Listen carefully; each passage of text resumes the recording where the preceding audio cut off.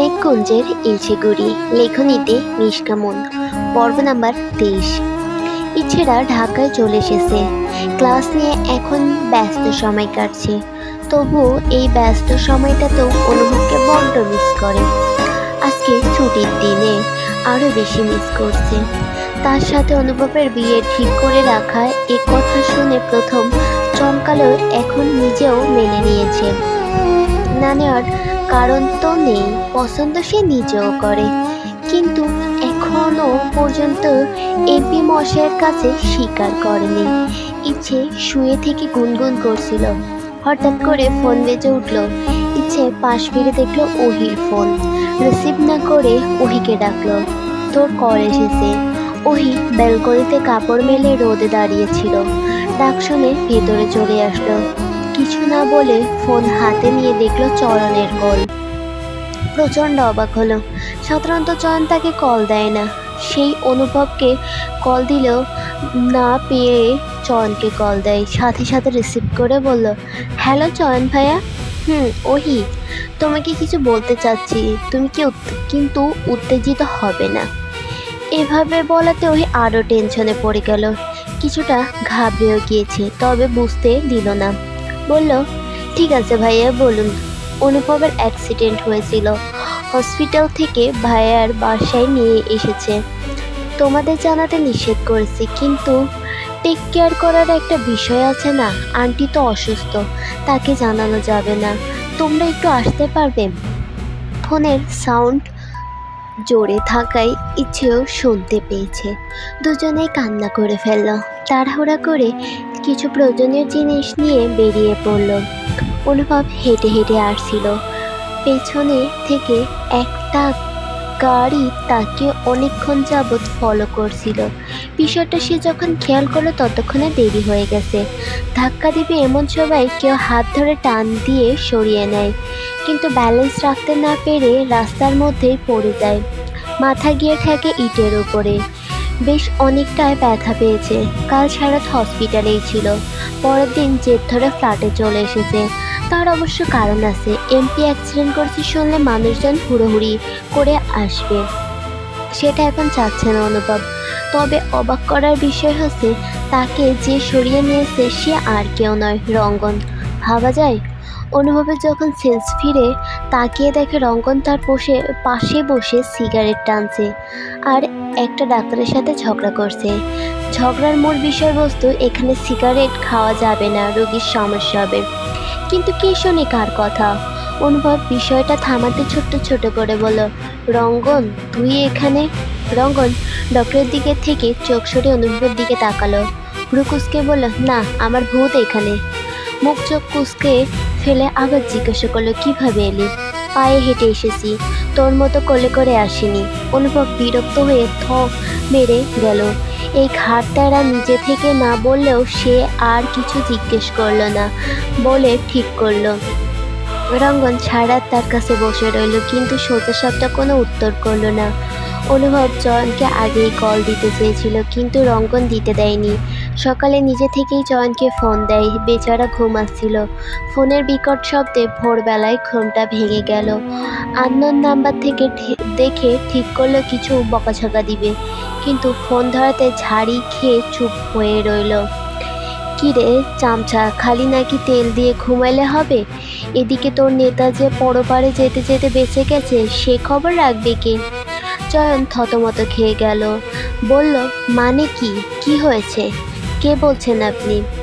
আমি তোর নানা, এত প্রশ্ন করিস কেন? ঠিকানা মেসেজ করে দিচ্ছি, সে এটাকে নিয়ে যা বলে ফোন কেটে দিল। অনুভব চুপচাপ বন্ধুর কর্মকাণ্ড দেখছিল। এখন চলে যাবে বুঝতে পেরে ডাক দিল, চলে যাবি? তো কি শুয়ে থাকবো? সোজা হয়ে উত্তর দে, পারবো না। অনুভব কিছু সময় তাকিয়ে থেকে বলল, বাঁচালি কেন? তোর সব রাগ এক নিমেষে মিটে যেত। রঙ্গন তাচ্ছিল্যের হাসি হেসে বলল, আমার বোনের কারণে বাঁচিয়েছি। তোর জন্য তার চোখের আমি পানি দেখেছি, তা মিথ্যে নয়, নইলে বাঁচাতি না। রঙ্গন চুপ হয়ে গেল। অনুভব উঠে বসার চেষ্টা করতে লাগলো, কিন্তু পারল না। কিছু সময়ের ব্যবধানে চয়ন চলে আসতেই রঙ্গন কিছু না বলে বেরিয়ে পড়ল। এসবই শুয়ে শুয়ে ভাবছিল অনুভব। হঠাৎ কারো ডাকে ধ্যান ভাঙল। ভাইয়া! চোখ বন্ধ করে শুয়েছিল। বোনের গলার স্বর শুনে তাকালো। ওহি দৌড়ে এসে অনুভবের পাশে গিয়ে বসলো। নাক টানতে টানতে বলল, আমরা কি এতটাই পর তোমার ভাইয়া যে এত বড় একটা কথাও গোপন করতে চাইলে? অনুভব হাসার চেষ্টা করে বলল, কান্নাকাটি করবি জন্যই তো বলতে চাইনি। আগে কান্না বন্ধ কর। ওহি বেশ কিছু সময় ধরে এটা ওটা বলল। অনুভব তার সবগুলো অভিযোগ মনোযোগ দিয়ে শুনছিল। হঠাৎ ওহি বলল, এবার তোমাকে বিয়ে দিতেই হবে। আমি আজকেই মায়ের সাথে কথা বলবো। বিয়ের কথা বলাতেই অনুভব দরজার দিকে তাকালো। মনে মনে ভাবলো, ওহি কি একাই এসেছে নাকি মহারানীও এসেছে? বেশ কিছু দিন ধরে ব্যস্ত সময় কাটাচ্ছে, সে হয়ে খোঁজখবর নিতে পারেনি। ওহি ভাইয়ের মনোভাব বুঝে বলল, ইচ্ছেও এসেছে, পাঠিয়ে দিচ্ছি। অনুভব কিছু না বলে শুধু মুচকি হাসলো। ওহি বেরিয়ে গেল। ইচ্ছে দরজার পেছনে লুকিয়েছিল। ওহিকে বের হতে দেখে দৌড়ে গিয়ে সোফায় বসে পড়ল। ইচ্ছে, যা ভাইয়া ডাকছে। ইচ্ছে কথা বাড়ল না, চুপচাপ উঠে দাঁড়ালো। ছোট্ট ছোট ধাপে রুমের দিকে এগিয়ে গেল। ভেতর ঢুকতেই অনুভব তাকে বসতে ইশারা করলো, কিন্তু সে বসলো না, ঠায় দাঁড়িয়ে রইল। বসবে না? না। আচ্ছা, কেমন আছো? ভালো, কি রেখেছেন যে থাকবো? অনুভব ভাবাচিকা খেয়ে বলল, মানে আমি কখন খারাপ রাখলাম? তা আপনার না জানলেও চলবে। এখন কেমন আছেন? আলহামদুলিল্লাহ। এমন কি করে হলো? চোখ কি সংসদে রেখে হাঁটেন? না, সাথে নিয়েই হাঁটি। ইচ্ছে আর কি বলবে বুঝলো না। অনুভবকে এভাবে দেখে তার প্রচণ্ড খারাপ লাগছে, আবার রাগও লাগছে। রাস্তাঘাটে ঠিকঠাক হাঁটতে পারে না। কিছু সময় ভাবনা চিন্তা করে বলল, শুনুন এমপি মশাই, এবার অন্তত নিজের খেয়ালটা রাখতে শিখুন। বয়স কি আর কম হলো? অনুভব মুচকি হেসে বলল, শাসন করার জন্য একটা বউ দরকার। তুমি হবে নাকি অনুভব মির্জার বউ? না। তাহলে দেখছি অন্য জায়গায় পাত্রী দেখতে হবে। ইচ্ছে রেগে গেল, দাঁতে দাঁত চেপে বলল, আমি আছি রাজি, পাঠান তবে কাজী। শোনো মেয়ে, একবার যখন রাজি হয়েছ আর দেরি নয়। এই সপ্তাহের মধ্যে অনুভব মির্জা আসছে, তোমাকে বিয়ে করতে রেডি থেকো। রঙ্গন শুয়ে শুয়ে অনুভবের কথাই ভাবছিল। একটা খবর নেওয়া দরকার। ফোন দিয়ে পেয়ে কি দিবে না ভাবছিল। অতঃপর সিদ্ধান্ত নিল ওহিকে কল দিবে। যেই ভাবা সেই কাজ। ওহি রুমে আসতেই দেখলো রঙ্গন কল করেছে। ওহি রিসিভ করতে সে বলল, তোর ভাই কেমন আছে? ওহি যেন আকাশ থেকে পড়ল। তার মুখে কি শুনছে সে? আশ্চর্য কণ্ঠে বলল, আপনার শরীর ঠিক আছে তো? ঠিক আছে, যা জিজ্ঞেস করেছি তার উত্তর দে। এখন অনেকটাই বেটার। আমি আর ইচ্ছে এসেছি ভাইয়ার কাছে, দুদিন থাকবো। কিন্তু আপনি কেমন করে জানলেন? বলবে না। ওহি প্রশ্ন করল না। জানেই বলবে না, তাই বলল, আচ্ছা কি করছেন আপনি? শুয়ে আছি, তোর ভাইয়ের কোলে নিয়ে হাত পা ব্যথা হয়ে গেছে, একটু টিপে দিয়ে যা। আর ওইটারেও বলিস একটু কম খেতে। কি? আপনি ভাইয়াকে কোলে নিয়েছিলেন? তার মানে আপনিই ডক্টরের কাছে নিয়ে গিয়েছিলেন? হ। একটা সত্যি কথা বলুন তো, তার সাথে আপনার কি সম্পর্ক? আপাতত শালা দুলা ভাই। দেখুন, কথা ঘুরাবেন না। চল বিয়ে করি। আপনি আমাকে বিয়ে করে কি খাওয়াবেন?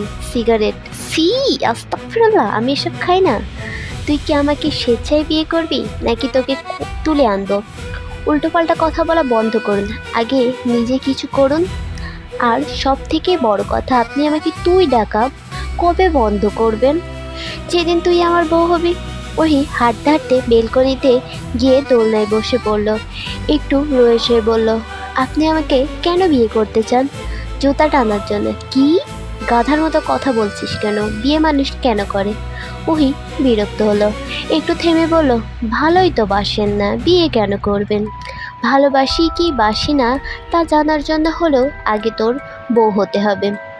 শফিক সাহেব একটু হাঁটাহাঁটি করে বের হয়েছিল। এদিকে ওদিকে ঘুরে সবার খোঁজ খবর নিচ্ছিল। একটা চায়ের দোকানে গিয়ে বসতেই হঠাৎ ফোনটা বেজে উঠল। বুক পকেট থেকে বের করে দেখলো অনুভবের কল। রিসিভ করতেই বলল, আসসালামু আলাইকুম স্যার, কেমন আছেন? আলহামদুলিল্লাহ, আমি বেশ আছি। তা এমপি মশাইয়ের কি খবর? খবর ভালো নয়। কেন? অনুভব বেশ স্বাভাবিকভাবে বলল, ইচ্ছে রাজি হয়েছে, এবার বিয়ের ব্যবস্থা করুন দাদা যান।